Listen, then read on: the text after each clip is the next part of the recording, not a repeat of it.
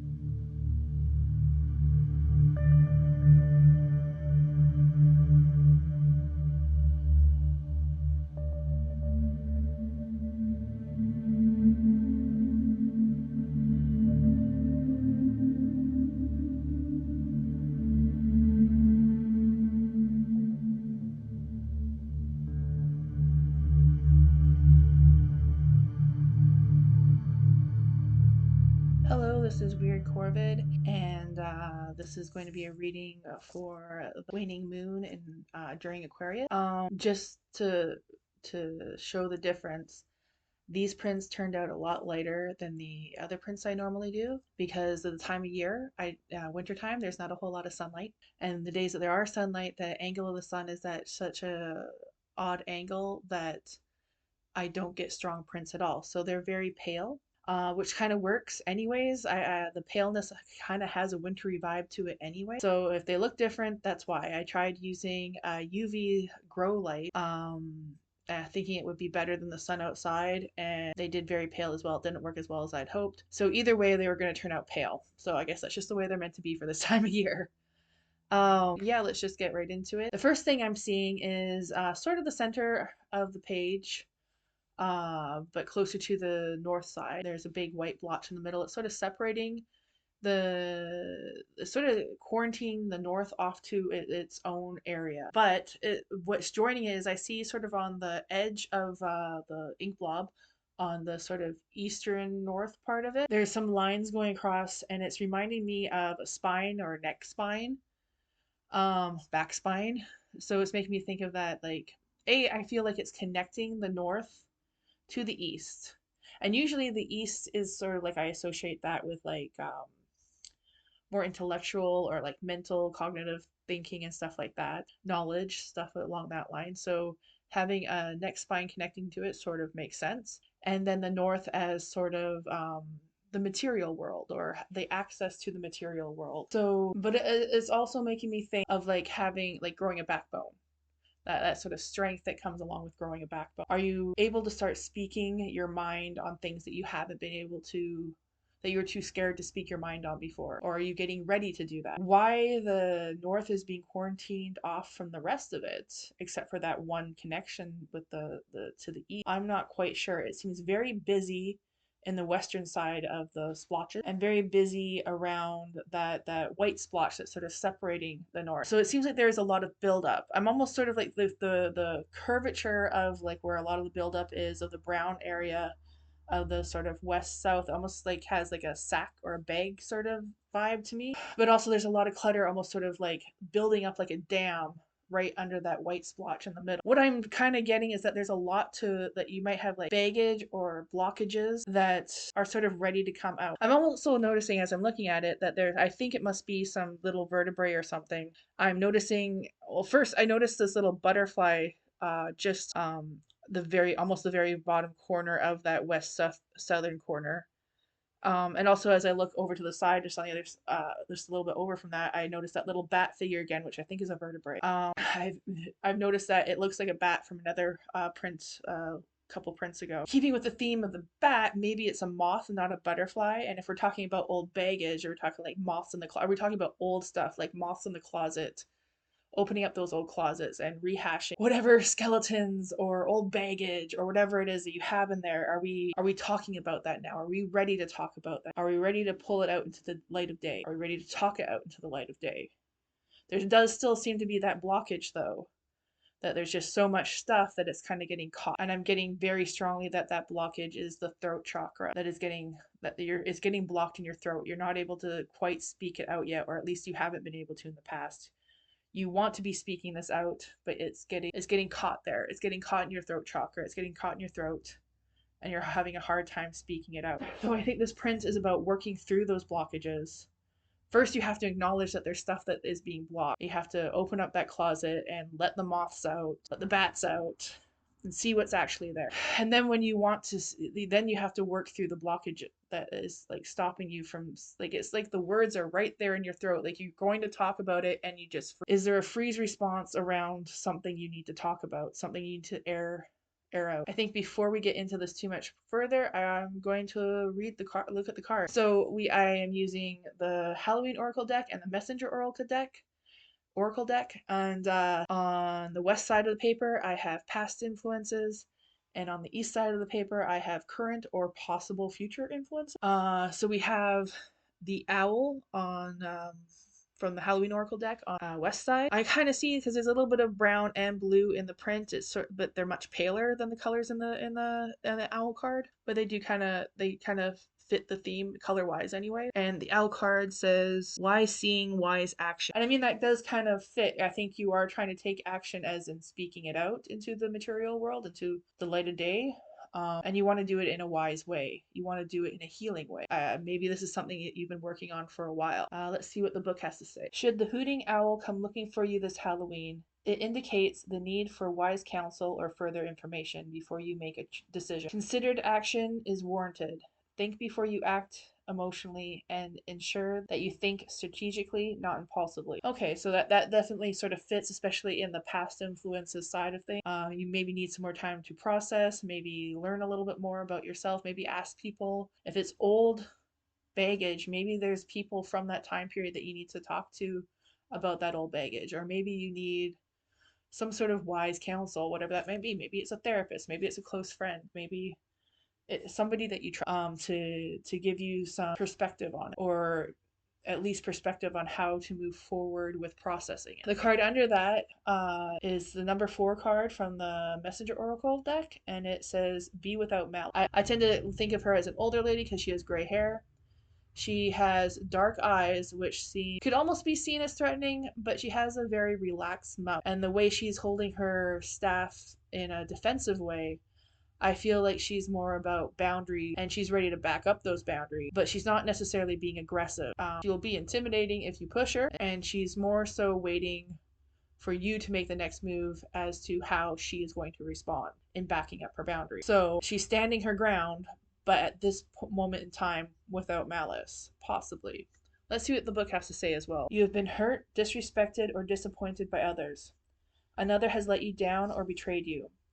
It is normal and natural to experience feelings of anger, hurt, and disappointment. To feel any and all emotion is natural, but you have choice always in how you respond. Do not allow your hurt to become a source of infection. Acknowledge it.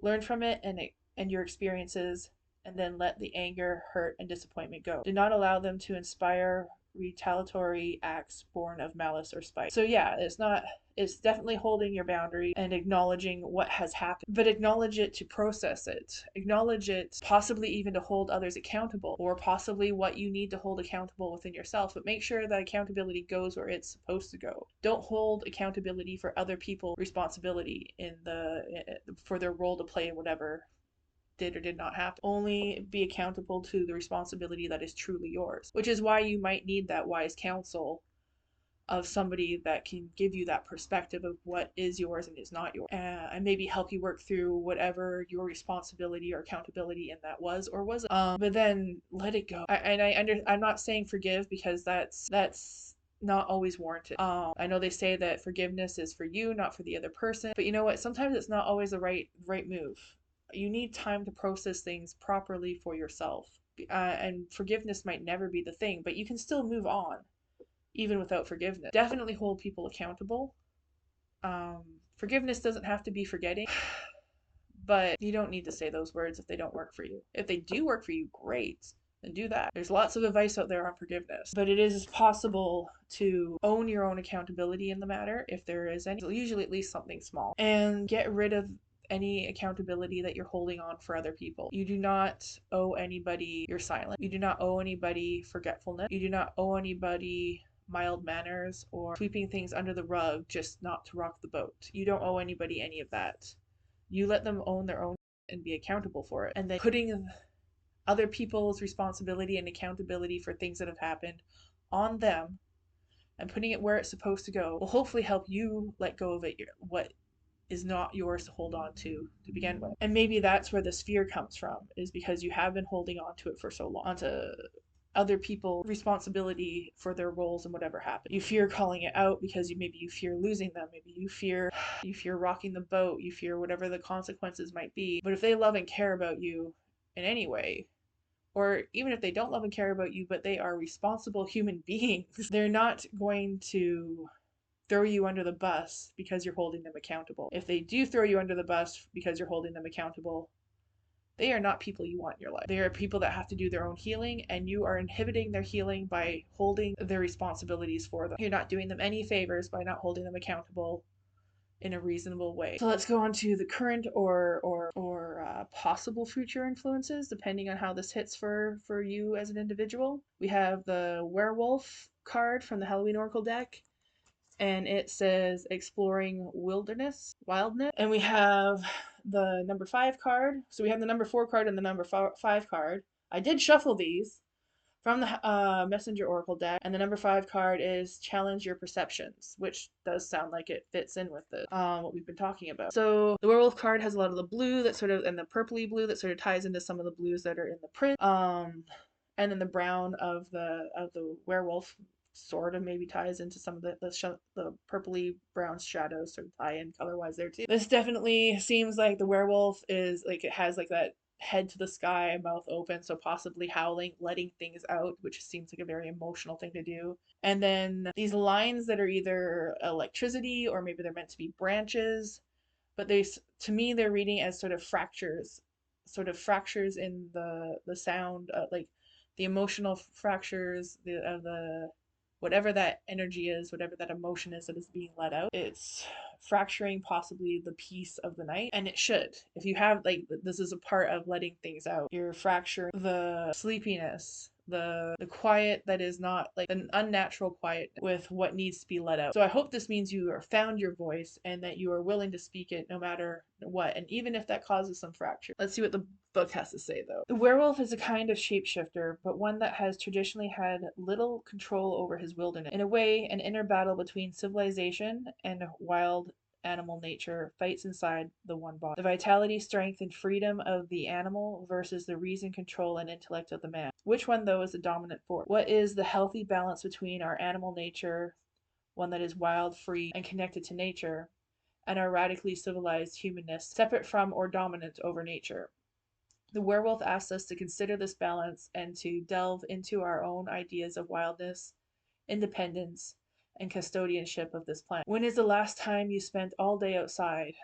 When is the last time you threw your head back and howled? You squash the vitality and curiosity of your body and mind by sitting all day in front of a computer. The werewolf challenges you to weave a balance between nature and your own nature. So tying that to this reading, it might be that you have a lot of baggage and a lot of emotion behind those baggage. Like I said, the moth and the bat and all that clutter is in the bottom west side. So that means there's also some passion, there's some force behind it, and it feels like it's building up force. It's getting blocked, but you need to let it out. But that blockage might be exactly what the werewolf card is talking about, that struggle between your wildness and your authenticity and the vitality and strength of your authenticity wanting to come out, wanting to be screamed out possibly, and the control of keeping the peace of being so-called civilized and behaving in a civilized manner and just being more about reason and blocking those feelings. And it's this balance between the two where you don't want to just completely let go and let loose. You want to stay in control of yourself, But you need to find that balance. You need to find a way to express this and let it out and let it go. And maybe you do have to have that fracture moment where you just let it out. But know that your civility, like, that doesn't take away your civility. Your balance will always be there in some way, shape, or form. You have to acknowledge both sides. Sometimes one's going to override the other, and if you have been locking yourself down and locking yourself out from yourself for a long time, it might be you have to have that sharp swing of the pendulum to let it out in order to find that balance afterward. The last card is the number 5 card, challenge your perspective. And it reminds me very much of like the tarot justice card. You have this sort of ethereal angel type person with a sword on a pillar. And so I think it's supposed to be in reference to like your higher self and having like, or like how the eagle in a lot of mythology and cards and whatnot. It's supposed to be about having that higher perspective, to be able to see as many sides as you can of an issue and maybe see things that you might not have seen before. So open up your mind. Let's read the card first, or the book first. You cannot challenge an outdated perception or one born of a lack of understanding if you are unwilling to put aside your feelings and beliefs and embrace another's point of view. To do so makes you aware of the whole and stands you up on high, where you can see that both parties involved in a dispute can act against an injustice. Both can be right, both can be wrong, and what one may perceive to be harmful may be seen as both healing and beneficial to the other. Most definitely, if you've been sitting on old baggage that needs to be spoken out, when you go to say whatever it is, people have gotten used to you not saying anything about it, and maybe they've moved on in some ways. So they're going to be jarred a little bit when you do actually speak about it and you do speak about your grievances over it. If you then shift that responsibility and accountability back to the person that it originally belonged to, they're going to possibly see that as harmful in that moment, or they may just get a little defensive. Hopefully, if they do get a little defensive, they quickly overcome that and recognize that you need to speak your truth. But for you, it is healing. And it's quite possible that maybe they have something that they need to air out as well about that situation, whatever it might be. Maybe you did something that you didn't realize hurt them in some way. Be careful with that one though. If they're just saying it to get back at you for what you said to them, I would take that with a grain of salt. But if it's actually genuine that something may have happened to cause a rift between you or whatever the situation was, that might be possible to contemplate for a little while. You might need to say that, like, you need to just think about it a little bit longer and then come back and revisit this conversation at a different time after you've had time to process what they said. Or maybe they have actually come to the point where they realize that they did do something wrong and they're ready to own up to it completely and you were not expecting that. Maybe they've actually been waiting for a moment to hash this out with you and own their accountability. That would be nice if that happened. That rarely happens, but if it could happen. Maybe depends on who you are and what your situation is, I suppose, and who you're dealing with. In any case, it needs to be aired for your own mental, physical, spiritual health. But for them to be able to learn and grow from this as well, for you both to be your higher selves, you need to hash this out. Or whoever's involved with it. It could also be like how the owl card and the without malice card we're talking about, or seem to be sort of talking about, is that you might have somebody else that was witness to this at that point in time, and they're going to give you a perspective that is going to help break this open. Maybe they'll even back you up. I don't know, but it definitely seems like with this card, your higher self is coming forward, or you going through this process is going to allow your higher self to come forward and be more open. Yeah, I think that's sort of where we're at with this. So currently right now, I think you're working on opening up your throat chakra and being able to speak what you need to speak, even if it's scary to do so. It seems like you're having a freeze response, possibly. I'm really getting that with this, is that you're getting a freeze response in your throat chakra. There are some somatic things you can try to do.